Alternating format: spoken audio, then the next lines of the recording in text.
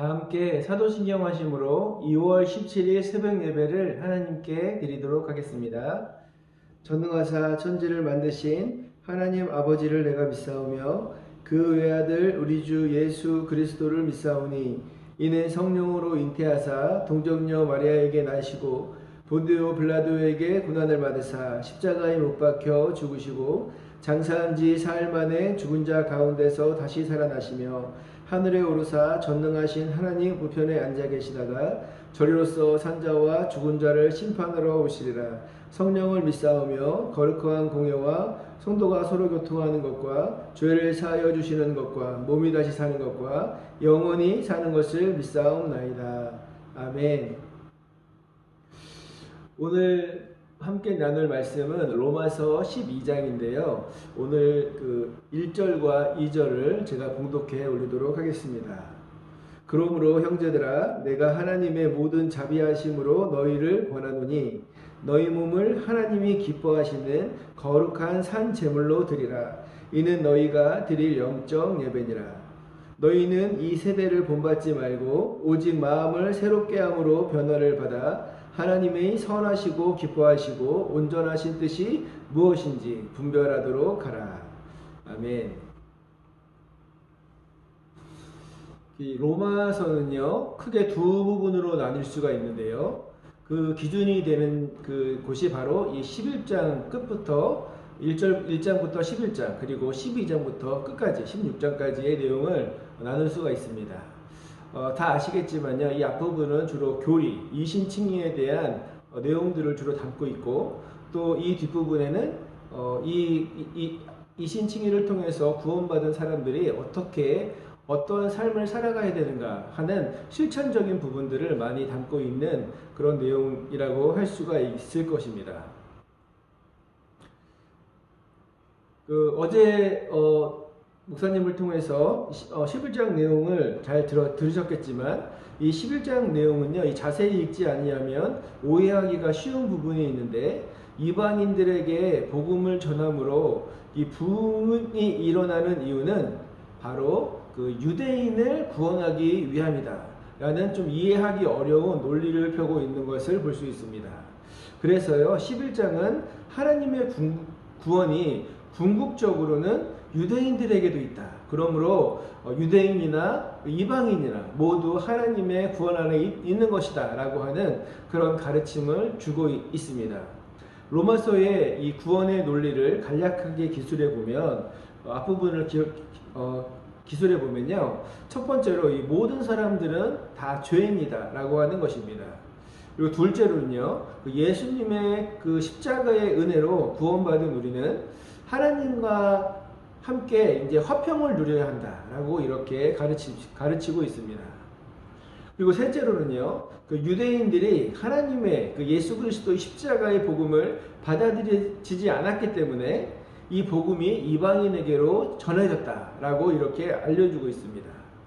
그런데 이 넷째가 이방인들에게 복음이 전해진 이 목적이 바로 유대인들이 시기함을 유도해서 유대인들로 하여금 예수 그리스도를 영접하게 하기 위한 것이다 라고 바울은 이 11장을 통해서 이야기를 하고 있는 것입니다. 로마서 11장 14절 제가 한번 읽어드릴게요. 이는 혹 내 골육을 아무쪼록 시기하게 하여 그들 중에서 얼마를 구원하려 함이라. 이것은요 세번역으로 읽으면 더 정확하게 이해할 수가 있는데 제가 세번역 버전으로 한번 읽어드릴게요. 나는 아무쪼록 내 동족에게 질투심을 일으켜서 그 가운데서 몇 사람만이라도 구원하고 싶습니다. 예, 구원이 이방인들에게 전해지는 것으로 인해서 이 유대인들이 그들을 시기함을 통해서 우리가 오히려 하나님을 잘 섬기기 위해서는 예수님을 믿어야겠다라고 하는 그런 마음이 들도록 하기 위해서 이 이방인에게 복음이 흘러갔다라고 사도 바울은 이야기하는 것입니다. 그리고 마지막으로 유대인의 구원을 선포함으로써 유대인이나 이방인이나 모두 하나님께서는 구원하시기를 원한다라고 이렇게 가르치고 있는 것입니다. 그러면요, 이제는 그 하나님의 은혜로 구원받은 자녀들이 해야 할 일이 있는데 그 그 내용이 바로 이 12장부터 시작되고 있다는 것입니다. 바울은 첫째로 우리 몸을 하나님께 거룩한 산 제물로 드리라고 권면하고 있습니다. 그러기 위해서 이 사도 바울은 우리가 해야 할 일들을 몇 가지 기록하고 있는데, 첫 번째로는요, 이 세대를 본받지 말라는 것입니다.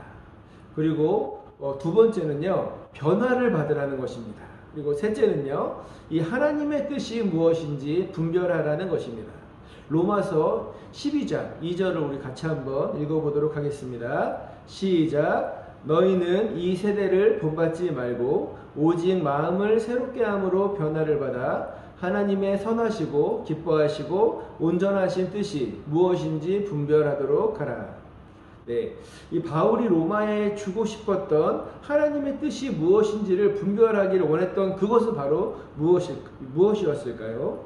이 본문을 이해하기 위해서는요, 처음 이 로마서 서론을 말씀드렸을 때 당시의 이 로마의 상황을 이해하면 이 말씀을 이해하는 데 어느 정도 도움이 됩니다. 당시 로마는요, 로마 내에 있는 정통 유대인들, 그러니까 예수님을 믿지 않는 유대인들과 예수님을 믿는 이 그리스도인 유대인들 사이들이 함께 어우러져 살고 있는 그런 모습이었습니다. 그런데 이런 신앙적인 문제로 인해서 자꾸 이제 이 두 그룹 간에 여러 가지 충돌과 문제들이 생기는 것입니다. 그래서요, 이 클라우디우스 황제는요, 이스라엘 사람들을 로마에서 추방하는 이 추방령을 내립니다. 후에 클라우디우스 황제가 죽은 후에 다시 유대인들이 돌아와 원래 섬겼던 이 로마 내에 있는 교회로 다시 들어와 보니까 교회는 이미 로마인이나 아니면 로마에 있는 다른 이방인들이 그 중요한 직책들을 차지하고 있는 그런 상황이었습니다. 당연히 서로 견제하고 비난하는 일이 생겼을 것입니다. 유대인들은 원래 저 자리가 자신의 자리였다고 생각했을 것이고, 이방인들은 지금껏 이곳을 우리가 잘 일구어 놓았는데 그 자리를 저 사람들이 빼앗을까봐 유대인들을 경계하게 되는 좀 이상한 이런 서로를 경계하고 반목하는 그런 분위기가 로마 안에 있는 교회에서 일어나고 있었습니다.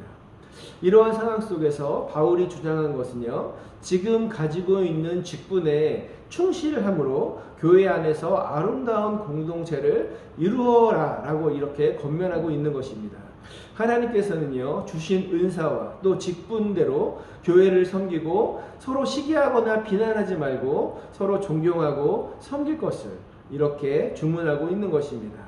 로마서 12장 10절, 11절, 12절, 13절을 제가 읽어드릴게요. 형제를 사랑하여 서로 우애하고 존경하기를 서로 먼저 하며 부지런하여 게으르지 말고 열심을 품고 주를 섬기라. 소망 중에 즐거워하며 환난 중에 참으며 기도에 항상 힘쓰며 성도들의 쓸 것을 공급하며 손 대접하기를 힘쓰라.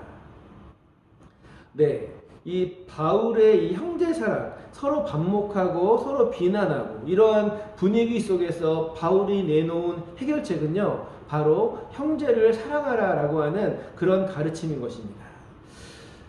근데 비단 그 바울의 형제사랑에 대한 권면은요, 교회 내의 형제들 안에서만 제한되는 것은 아니었습니다. 예수님을 믿지 않고 심지어는 교회를 핍박하는 그 유대인들까지 사랑하라고 권면하고 있습니다.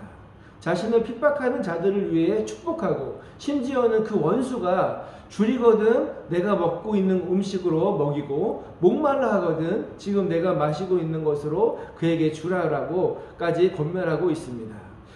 이것은요, 그리스도인들은 항상 당하기만 하고 패한다 할지라도 항상 웃으며 그냥 넘기라는 것이 아닙니다. 우리를 핍박하는 자를 축복하고 선을 행하는 것이야말로 그 사람의 머리 위에 숯불을 쌓는 행위로서 그 원수를 하나님 아버지께서 갚아주실 거라는 그런 가르침을 지금 주고 있는 것입니다. 그리스도인들의 적은요, 우리를 핍박하는 유대인들이 아니었습니다. 정말 그리스도인들이 적으로 삼는 것은요, 바로 그들을 움직이고 있는 영적인 사탄의 세력인 것입니다. 예수님께서는요, 이 사탄의 세력을 이기시기 위해서 먼저 십자가에 못 박혀 죽으셔야 했던 것처럼 우리 믿는 자들이 세상을 향하여 선을 행할 때 결국 선으로 악을 이기게 되는 것입니다. 로마서 12장 20절 21절 말씀입니다. 내 원수가 줄이거든 먹이고 목마르거든 마시게 하라. 그리함으로 내가 숯불을 그 머리 위에 쌓아 놓으리라. 악에게 지지 말고 선으로 악을 이기라. 이것은요, 율법을 중요시했던 그 당시의 유대인들에게 대항해서 사랑으로 그들을 섬김을 통해서 그들을 이기라고 권면하고 있는 것입니다. 왜냐하면 이 사랑이야말로 유대인들이 그토록 강조했던 바로 이 율법의 완성이 되기 때문에 그렇습니다. 바울은요, 13장에서 이러한 결론을 맺는데 함께 읽어보도록 하겠습니다. 13장 10절 말씀입니다. 사랑은 이웃에게 악을 행하지 아니하나니 그러므로 사랑은 율법의 완성이니라. 아멘. 네, 사랑하는 왕성가족 여러분, 악을 이기는 것은요, 더 큰 악이 아니라 허다한 허물을 덮는 사랑임을 깨닫는 그런 귀한 시간이 되시기를 축복드립니다. 지금 교회는요, 역사상 그 어느 때보다 세상으로부터 질타를 받고 시기를 받고 있는 그런 시기입니다. 이럴 때 우리 교회는 어떻게 대처해야 하겠습니까? 왜 우리 교회만 가지고 그러냐고 하면서 더 크게 대항하면 이 어려운 사태들을 해결할 수 있겠습니까? 이럴 때일수록 우리는 더욱더 잠잠히 기도하며 세상을 향해 축복하고 더욱더 세상을 구제하며 사랑을 베푸는 삶을 통해서 이 사랑으로 세상을 이기는 이 시기를 보내야 될 것입니다.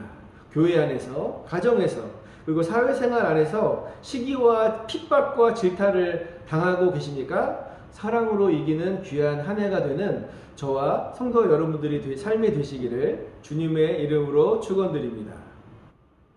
기도하겠습니다.